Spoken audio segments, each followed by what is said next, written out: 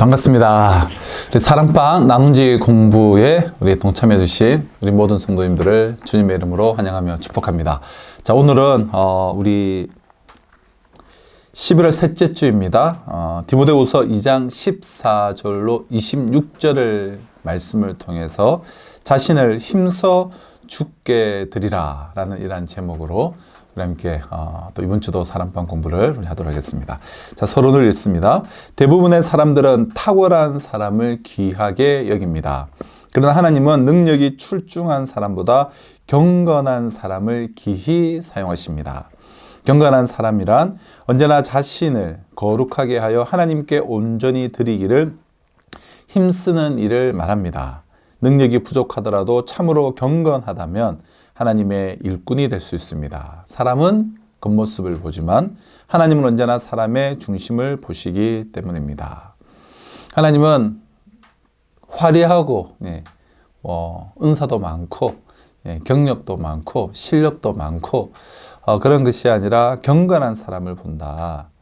능력이 부족하더라도 경건한 사람을 하나님은 딱 손에 잡으시고 그 사람을 통해서 놀라운 하나님의 일을 행하시는 하나님의 일꾼으로, 하나님의 동력자로 사용해 주신다라는 그러한 내용인데요.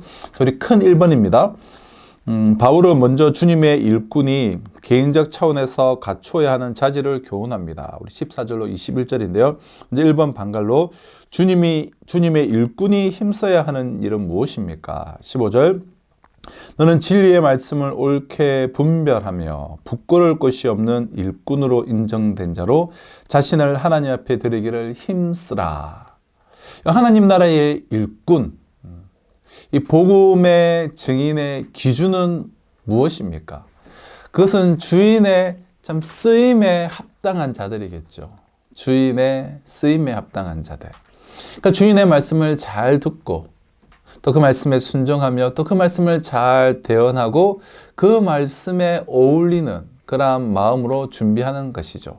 그러니까 외적인 어떠한 자질보다 훨씬 더 중요한 것은 이런 내적인 기준이에요. 내적인 자질 혹은 자세라고 할까요? 충성된 일꾼이라고 하면 우리는 뭔가를 좀 열정적으로 막 이렇게 해내는 그런 일꾼의 모습을 먼저 우리가 충성, 열정 이렇게 좀 떠올리는 경우들이 있는데요. 그러나 충성된 일꾼의 첫 번째 요건은 열심이 아니라 분별이라는 거예요. 분별. 진리의 말씀을 옳게 분별하며 분별이 없는 열심, 분별이 없는 열정은 하나님의 이름으로 열심히 오히려 하나님의 일을 방해하는, 가로막는 참 그런 일들을 우리가 만들어내기도 하죠. 회심하기 전에 바울이 정확히 그랬어요. 열정하면 바울이지 않습니까? 바울은 그 열정으로 특히 하나님의 이름에 대한 그 열심으로 하나님의 백성들을 도리어 핍박했어요. 그러므로 참된 일꾼이 되고자 하는 자는 먼저 진리의 말씀을 옳게 분별하여서 올바른 모습으로 자신을 하나님 앞에 드리기를 힘써야 돼요. 주인의 말씀을 잘 듣고 그 말씀을 잘 분별하여서 잘 대언하며 이러한 내적인 마음의 자세, 이 기준이 더 중요하다라는 것입니다. 자, 반갈로 2번입니다. 바울은 후메네오와 빌레도가 퍼뜨리는 말을 어떻게 설명합니까? 자, 16절, 17절이죠. 망령되고 헛된 말을 버리라. 그들은 경건하지 아니함에 점점 나아가느니 그들의 말은 악성 종량이 퍼져나감과 같은데 그 중에 후메네오와 빌레도가 있느니라.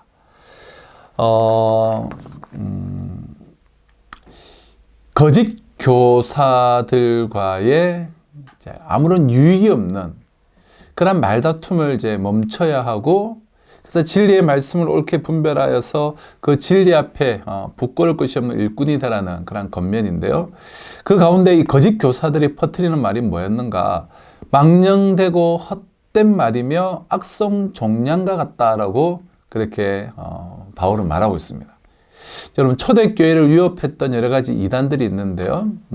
그 중에 대표적인 것이 우리가 계속해서 서신서를 다룰 때 말하지만 이 영지주의 이단이에요. 영지주의는 영혼과 육체를 분리하는 그러니까 영육 이원론을 주장하는 그런 이단인데요. 즉 영적인 것은 매우 선하지만 육체는 악하기에 이 악한 육체가 부활하는 일은 없다라는 그러한 주장입니다. 그들에게 부활이란 영적인 것이기 때문에 영적 지식으로 구원을 얻을 때에 이미 영혼이 부활하였기에 부활은 지나갔다라고 주장해요. 18절에 보면 진리에 관하여는 그들이 그릇되었도다. 부활이 이미 지나갔다 하므로 많은 사람들의 믿음을 무너뜨렸다는 거예요. 부활은 이미 지나갔다라는 거예요. 에베소의 이 거짓 교사들은 이미 영적인 부활이 일어났고 이제 몸의 부활은 없기 때문에 몸은 육체는 악한 것이기 때문에 몸의 부활은 없으니 방종한 삶을 살아도 된다는 가르침으로 성도들의 믿음을 무너뜨렸어요. 이제 영혼은 부활했기 때문에 몸은 부활하지 않으니 막 살아도 되는 거죠. 이 몸이야. 몸은 중요하지 않다고 하면서 술을 마셔도 되고 쾌락을 위해서 살아도 되고. 그럼 그들에게 부활이란 그저 영적인 것이다. 그럼 진리에서 벗어난 이런 거짓 가르침은 교회와 그리고 성도들에게 악성 종양, 그 암과 같이 치명적인 것이 되었습니다. 그러므로 교회와 성도는 이단적 사상을 철저히 경계하며 바른 진리로 무장하는 것을 게을리하지 말아야 돼요. 후메네오가 빌레도가 퍼뜨린 이런 말은 악성 종양과 같다, 헛된 말이다, 암과 같다라는 것입니다. 자, 3번 보실까요? 하나님이 기 쓰시는 그릇이 되려면 무엇을 해야 합니까? 우리 19절 하반절과 21절인데요. 19절 하반절을 보면 또 주의 이름을 부르는 자마다 불의에서 떠날지어다. 21절 그러므로 누구든지 이런 것에서 자기를 깨끗하게 하면 기히 쓰는 그릇이 되어 거룩하고 주인의 쓰심에 합당하며 모든 선한 일에 준비함이 되리라. 누구든지 이런 것, 즉 불의에서 자기를 깨끗하게 하면 기히 쓰는 그릇이 된다라는 거예요. 불의에서 자신을 깨끗하게 하는 것, 그것이 이제 기히 쓰는 그릇이 된다는 것인데요. 깨끗한 그릇, 즉 거룩한 이제 백성이어야 한다는 거예요. 자, 그런 종들이 주인이 쓰시려고 하실 때 항상 합당하게 준비된 그릇이 된다는 거예요. 본문은 그릇의 재질, 20절에 보면 4가지 재질이 나오죠. 금그릇, 은그릇, 나무그릇, 질그릇. 그러니까 여러 가지 그릇으로 이제 분류하고 있어요. 그 가운데에는 주인의 뜻에 따라서 귀하게 쓰이는 그릇도 있고 또 천하게 쓰이는 그릇도 있을 수가 있습니다. 자, 그럼에도 불구하고 중요한 것은 하나님께서는 주인은 즉 깨끗한 그릇을 사용하신다는 거예요. 하나님의 집에서는 어떤 그릇이 귀하게 쓰일까? 답은 재질에 있지 않고 깨끗함에 있다는 거예요. 얼마나 크냐, 얼마나 화려하냐, 그런 것에 있지 않고 깨끗하냐에 있다는 거예요. 사람의 집에서는 가장 가치 있고 귀하게 쓰는 그릇은 보다 더 이제 금일 것이고 보다 더 크고 화려하고 좋은 것이겠죠. 하지만 하나님의 집의 금그릇은 가장 성결한 삶을 살아가는 성도들. 그래서 하나님이 주권적으로 우리를 사용하시는데 하나님께서 사용하시는 귀한 그릇은 화려하고 스펙도 많고 실력도 많고 그런 그릇들이 아니라 청결한 그릇, 깨끗한 그릇, 거룩한 백성들을 하나님께서는 사용하시고 그런 사람들 가운데 하나님은 풍성한 은혜를 부어주신다는 거예요. 그러므로 크고 화려한 그릇이 아니라 깨끗하고 거룩한 그릇이 되어서 우리 더 크게 귀하게 쓰임받아야 할 것입니다. 자, 이러한 우리 첫 번째 단락을 통하여서 나눔 1번입니다. 성경은 거짓 교훈을 악성 종양, 즉 암과 같다라고 표현합니다. 신앙을 파괴하는 그릇된 사상에 대한 강력한 경고입니다. 많은 이들이 이단에 미혹되는 이 시대에 성도와 교회를 보호하기 위해 나와 공동체가 더욱 힘써야 할 일은 무엇이라고 생각합니까? 성경은 다른 가르침, 거짓 가르침, 이단뿐만 아니라 잘못된 가르침은 악성 종양, 암과 같다고 말하는데요. 그래서 이 부활의 논쟁이 당시에 있었고요. 오늘도 이 부활의 논쟁과 비슷하게 이런 것이 있어요. 제가 금요 기도 때도 한번 말씀을 드렸는데 이상하게 제가 유튜브를 보면 이렇게 11조에 대한 최근에 그런 영상들이 많다고요. 11조 무용론이랄까요? 11조는 성경적이지 않다. 그러면서 꼭 수많은 교회 중에 아주 극소수의 그러니까 잘못된 교회들, 그러한 사례들을 이야기 들으면서 아주 부정적인 면만을 부각시키면서 11조 무용론을 펼치는 그런 주장들이 많은 것을 보게 돼요. 사람들이 거기에 관심이 많은 모양이에요. 제가 조회수를 보면 보통 기독교 관련 콘텐츠 치고는 조회수가 너무 많아요. 오늘날 많은 이들이 참 삶의 사이가 다 팍팍하지 않습니까? 참 11조가 부담스럽죠. 그러니 그런 이야기를 들으면 귀가 솔깃한 거예요. 얼마나 귀가 솔깃하겠습니까? 그러니까 사람들의 그러한 가려운 것을 마치 긁어주는 듯한 이런 다른 가르침들, 잘못된 가르침들, 이단들은 말할 것 없고 이렇게 성도들을 미혹하는 이러한 시대인데요. 이럴 때 우리가 더욱더 우리가 진리 안에서 말씀 안에서 우리가 균형 있게 분별함이 참 중요하지 않을까 싶어요. 그럼 서로 한번 나눠보시고요. 자, 나눔 2번. 하나님의 일꾼에게 중요한 것은 거짓 진리를 가리는 분별력, 참 진리를 추구하는 성결한 마음, 하나님께 온전히 자신을 드리는 헌신입니다.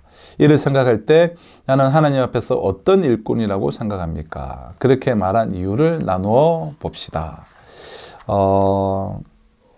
우리 특별히 22절에 또 말씀을 통하여서 의와 믿음과 사랑과 화평을 우리가 따라야 되는데 분별력과 참 진리를 추구하는 성결한 마음, 그의 헌신, 또 의와 사랑과 화평, 나는 이러한 가운데 어떤 일꾼인가 우리 서로 한번 그렇게 한번 나눠보시고요.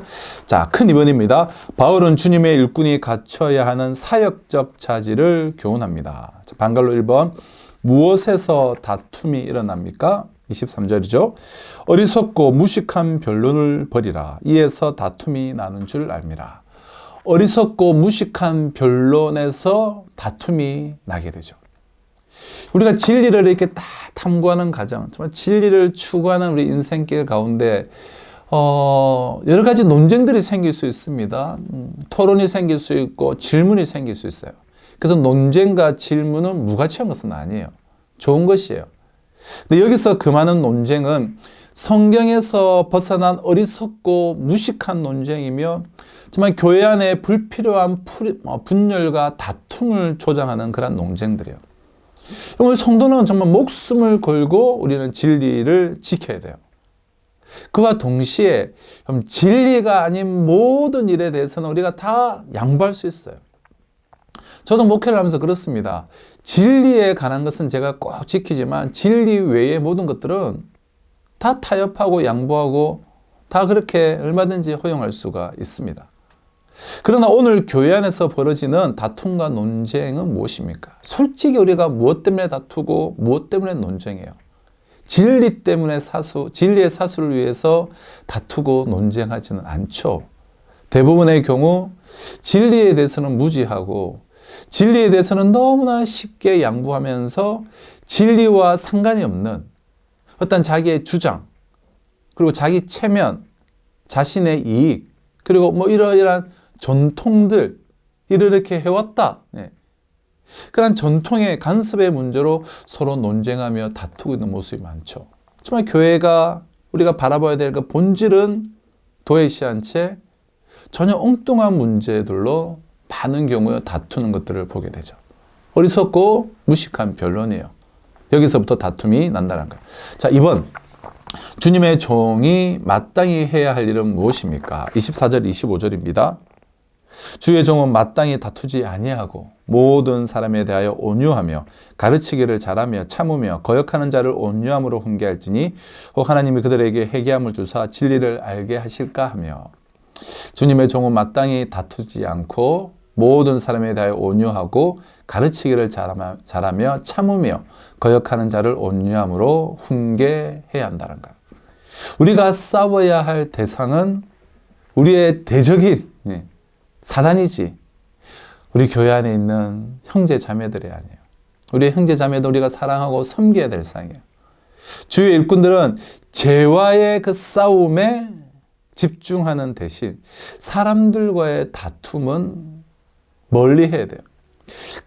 우리가 바라보는 것은 물론 사람을 바라보지만 그들의 배후에 있는 그 죄와 우리가 싸워야 되는 것이 것이지 그 사람 자체는 우리가 어떻게든지 형제로 돌아봐야 되죠. 그러므로 그릇된 사람을 가르칠 때도 온유함과 지혜가 필요한 거예요. 그 사람에 대해서는 온유함과 지혜가 필요해요. 그 사람 배후에 있는 그 악한 세력들, 그 죄악에 대해서는 우리가 때로는 단호해야 되지만 그 사람에 대해서는 온유함과 지혜가 필요하다는 거예요. 그래서 여러분 우리가 논쟁으로 내가 굴복시켜서 사람이 변화되었다. 그런 일은 우리가 일어나지 않습니다. 그런 이야기는 들어본 적이 없습니다. 그러나 가르치는 자의 인내와 온유한 그 인격, 오래 참음, 그리고 지혜에 감화되어서 변화되는 사람들은 참으로 많죠. 그럼 거짓에 대해서는 단호해야 하지만 거짓에 물든 사람들을 대할 때는 온유해야 합니다. 온유하게 가르치고 온유하게 훈계해야 돼요. 변론과 다툼은 멀리해야 돼요.